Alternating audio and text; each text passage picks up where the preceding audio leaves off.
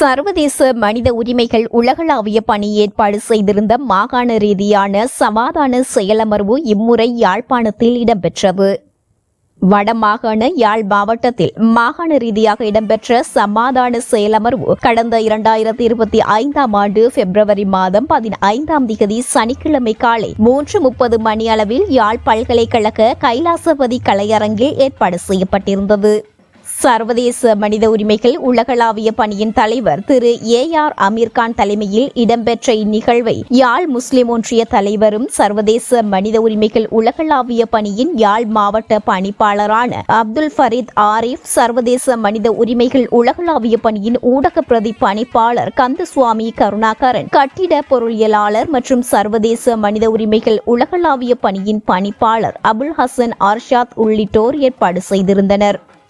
இந்த சமாதான செயலமர்வில் விசேட அதிதிகளாக அமெரிக்க பல்கலைக்கழக ராஜேந்திர பணியின் தலைவர் மற்றும் அமெரிக்க புகழ்பெற்ற விஞ்ஞானி மற்றும் சர்வதேச மனித உரிமைகள் உலகளாவிய பணியின் தலைவர் பேராசிரியர் டாக்டர் மது கிருஷான், பிரதம விருந்தினராக யாழ் பல்கலைக்கழக வாழ்நாள் பேராசிரியர் மாண்புமிகு பேராசிரியர் மற்றும் முன்னாள் துணைவேந்தர் யாழ் பல்கலைக்கழக பி பாலசுந்தரம் பிள்ளை மற்றும் கல்வியின் முனைவர் கலாநிதி பாலசுப்ரமணியம் தனபாலன், வடமாகாண சிரேஷ்ட பிரதி போலீஸ் மா அதிபர் திலாக் CA தனபால, சமாதான நீதவாடும் கலைமானி சிறப்பு பட்டதாரி பணிப்பாளரும் யாழ் மாவட்ட துணைத் தலைவரும் அகில இலங்கை ஜமியத்துல் உலமா யாழ் கிளிநொச்சி கிளை அஷேக் பைசர் எம் அலியார், மேலும் சர்வதேச மனித உரிமைகள் உலகளாவிய பணியின் சேர்மன் திரு மஹசூம், தலைவர் அமீர்கான் குழந்தைகள் மற்றும் பெண்கள் விவகாரங்களுக்கான துணைத் தலைவி திருமதி ஸ்ரீன், யாழ் முஸ்லிம் ஒன்றிய செயலாளர் நாயகம் மற்றும் சர்வதேச மனித உரிமைகள் உலகளாவிய பணியின்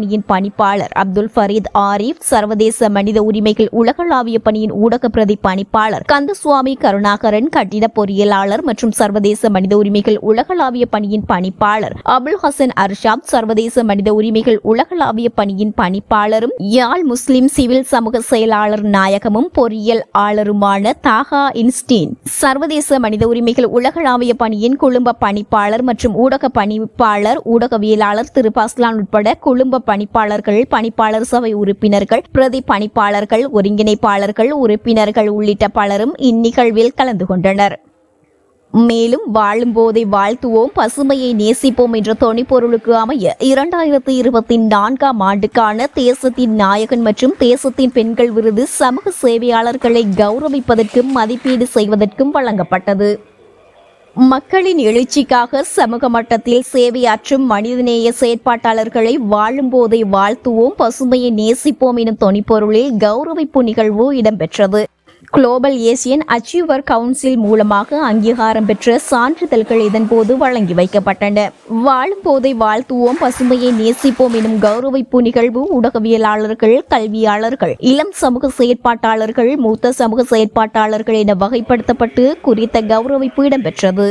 ஊடகவியலாளர்கள், தொழில் வல்லுநர்கள், சமூக சேவகர்கள் போன்ற பல்வேறு நபர்களுக்கு பாராட்டு விருதுகள் வழங்கப்பட்டன. சர்வதேச மனித உரிமைகள் உலகளாவிய பணியின் புதிய உறுப்பினர்களுக்கு பிரதம அதிதி மூலம் சான்றிதழ்கள் மற்றும் அடையாள அட்டைகள் வழங்கப்பட்டன. இதன்போது மாணவர்களின் திறமைகளை வெளிக்கொண்டு வரும் வகையில் கலை நிகழ்ச்சிகள் ஏற்பாடு செய்யப்பட்டிருந்தது. இதன்போது யாழ் கல்வி வலயத்தின் கீழ் இயங்கி வரும் 2 பாடசாலைகளான யாழ் ஒஸ்மானியா கல்லூரி மற்றும் யாழ் கதீஜா மகா வித்தியாலய பாடசாலை மாணவ மாணவிகளுக்கும் கல்விக்கு கலங்கொடுப்போம் எனும் தொனிப்பொருளின் கீழ் இலவசமாக பாடசாலை உபகரணங்கள் மற்றும் பாடசாலை புத்தகப்பை பிரதம அதிதிகள் மூலம் வழங்கி வைக்கப்பட்டன. இந்த நிகழ்வில் நாடளாவிய ரீதியிலிருந்து பல சமூகத்தினரும் கலந்து கொண்டமை குறிப்பிடத்தக்கது.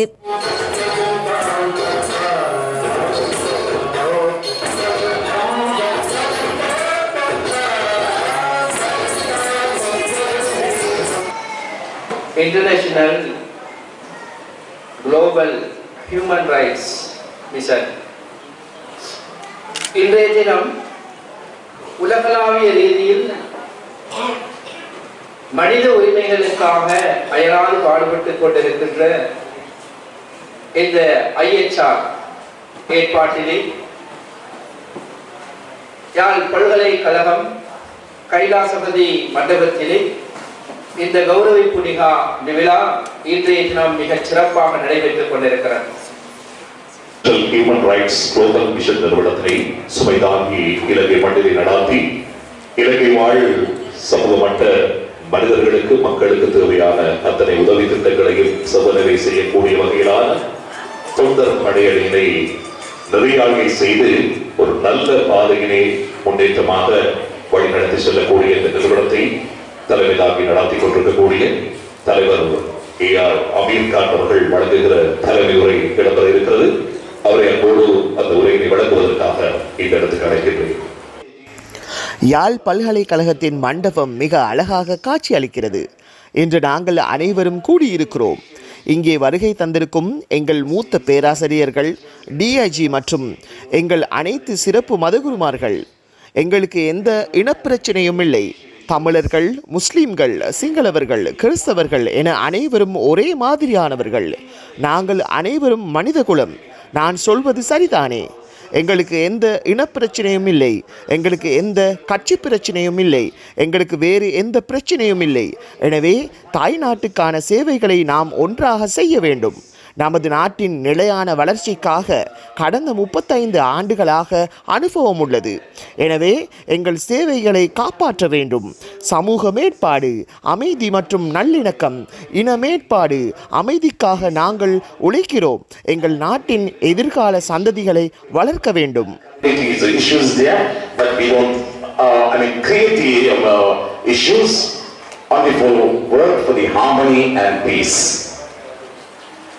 And also our country needs to develop our future, our generations.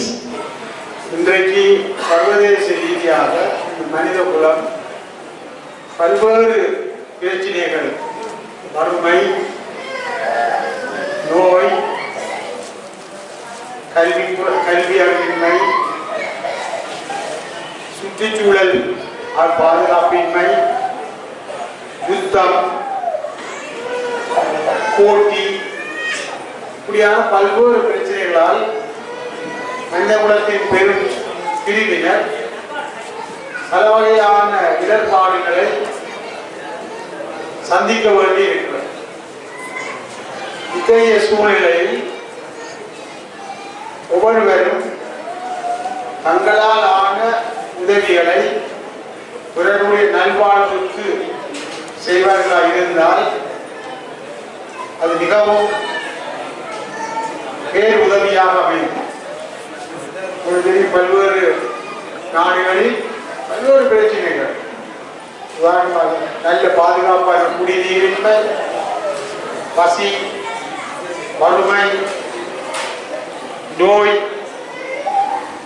மாற்றுத்திறனாளிகளுடைய பிரச்சனைகள், பெண்களுடைய பிரச்சனைகள், இப்படி பல்வேறு பிரச்சனைகள் சமூகத்தை ஆட்டி படைத்துக் கொண்டிருக்கின்றன. இந்த சூழ்நிலையில் எங்களுடைய சமய பிரதமர்கள் ஒரு பக்கம், சமூகத்தில் இருக்கிற பெரியார்கள், ஆக்டிவிஸ்ட், சமூக செயற்பாட்டாளர்கள் ஒரு பக்கம், தேச சர்வதேச செயற்பாட்டாளர்கள் இன்னொரு பக்கம், இப்படி பல்வேறு வகைகளில் உதவிகள் செய்கிறபடியால் தான் மனித குலத்தின் பெரும் பகுதி ஓரளவு நிம்மதி காணும். உங்களுக்கு தெரியும், பிறருக்கு உதவி செய்கிற பொழுது மக்கள் எல்லாருக்கும் நல்ல மனநிறைவு கிடைக்கும். மற்றவனுடைய மகிழ்ச்சியை நாங்கள் பார்க்கிற பொழுது எங்களுக்கு மகிழ்ச்சி கிடைக்கும். எங்களுடைய